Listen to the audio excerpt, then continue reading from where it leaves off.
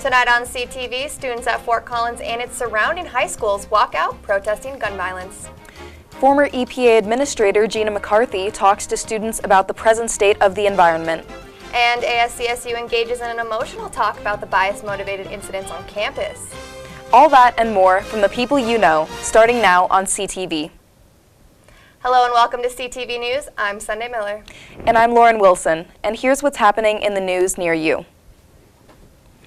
Hundreds of students in Fort Collins walked out of their classrooms on Tuesday to advocate for gun reform and to honor the 17 victims from Marjorie Stoneman Douglas High School in Parkland, Florida.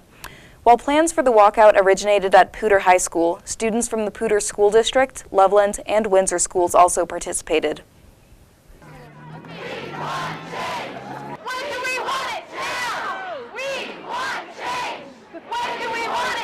To open up discussion, to get real solution.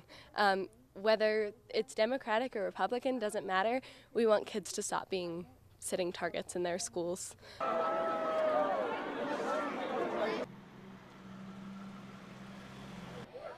think we need to restrict rules, obviously it's okay to have some sort of protection, but big AR rifles aren't necessary for civilians to have. A silent demonstration took place when volunteers held signs to honor each of the victims killed in the Florida high school shooting, as well as held hands and made hearts to show their support. Opportunity for him to see the democratic process and to be part of this that I hope will lead to change. A group of counter-protesters took the Old Town Square stage shortly after the event ended. They chanted in support of the National Rifle Association and gun ownership.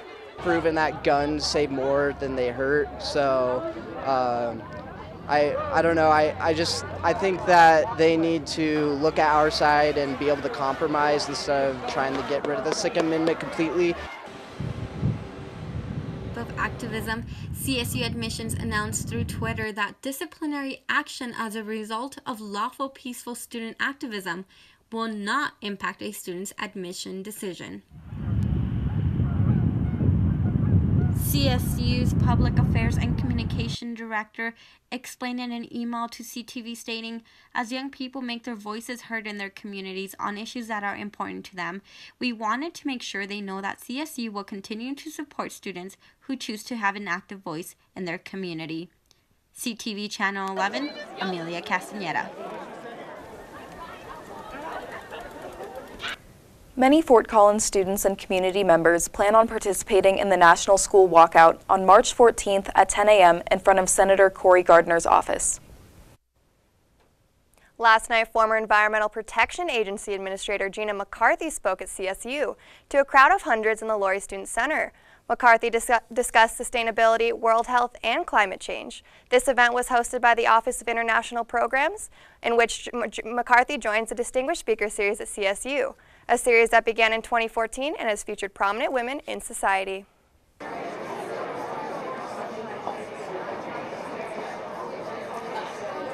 I think the point I was trying to make is both Republicans and Democrats share the same values, and we always have. We love the land, but we love our children too. And really, environmental work in the end is all about protecting our public health. As the head of the EPA under the Obama administration, Gina McCarthy led historic progress to achieve public health and environmental protection goals, as well as help develop the Climate Action Plan. Think about making sure that you are an active citizen. Vote if you're eligible to vote. Speak up. Make your views known. This is how we've always succeeded. Too many times we're saying, are you Republican, are you Democrat? What do you believe?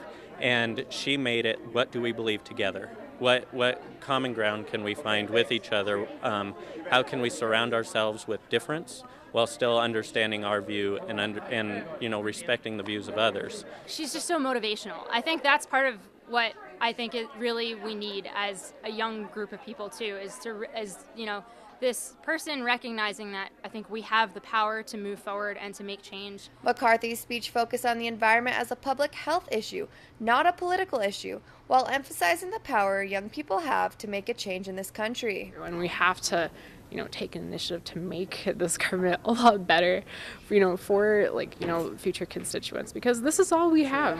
Leadership can come from people as young as you, as long as you're committed. And so I don't want you to be quiet.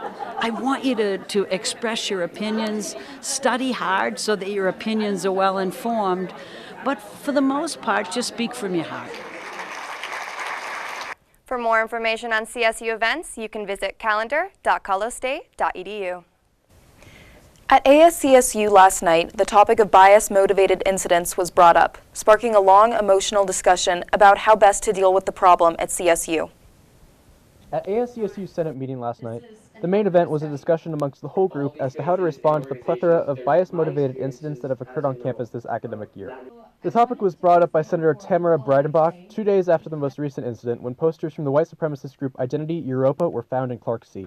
I can no longer stand by and get emails from Tony Frank and the safety emails from campus and not say anything. ASCSU President Michael Wells concurred with Breidenbach, saying that as students, they have the opportunity to influence change. Hatred doesn't belong on this campus. It doesn't belong anywhere in this world. And I think we have the opportunity to say no and to fight back. The real talk among the Senate lasted for more than half an hour, with various senators jumping in to thank Breidenbach for bringing the topic up. That you kind of came here and allowed yourself to be vulnerable with our body is really admirable. Or to voice their concerns with how to respond.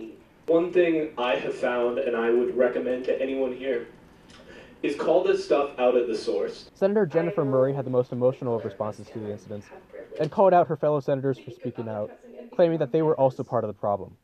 If we can't address ourselves, why do we think we have the right to speak out on campus?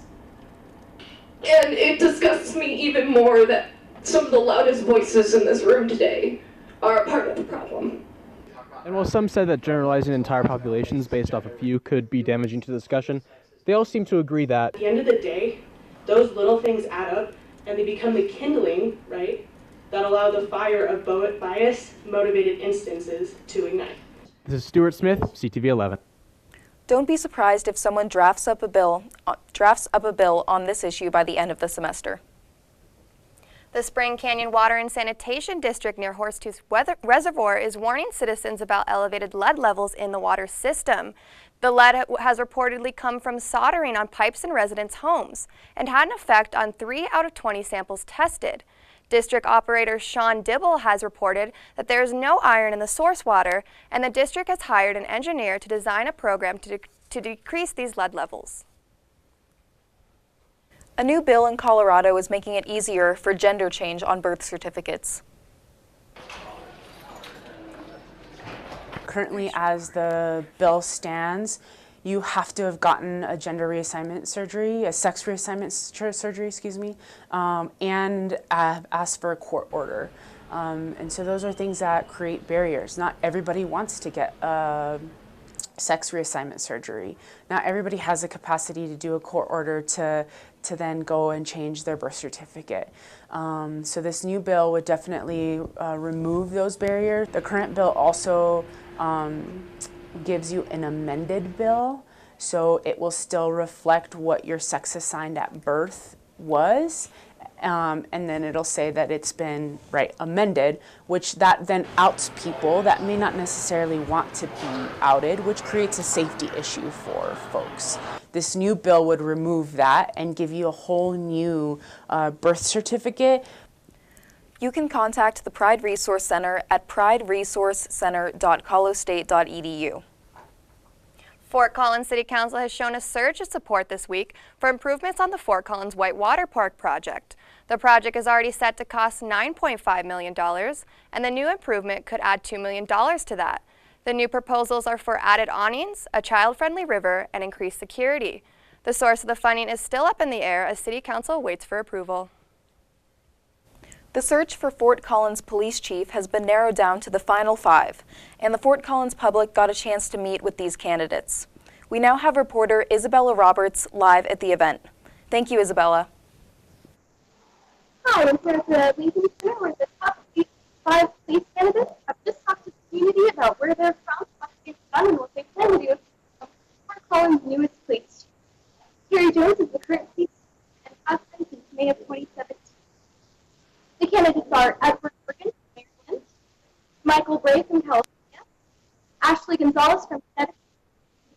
Swabata from Illinois, Trey Willson from South Carolina. They hope to have their decision made by May of this year. Back to you in the studio. Thanks, Isabella. So Lauren, what qualities do you think the Fort Collins community is looking for in our future police chief? I think it's really important that the community has someone who's dependable, committed to justice, but also capable of keeping up with the current uncertainty of these political times that we're in. Definitely. I look forward to their selection. Well, that's all we have for news. Stay tuned for weather, sports, and entertainment right after this.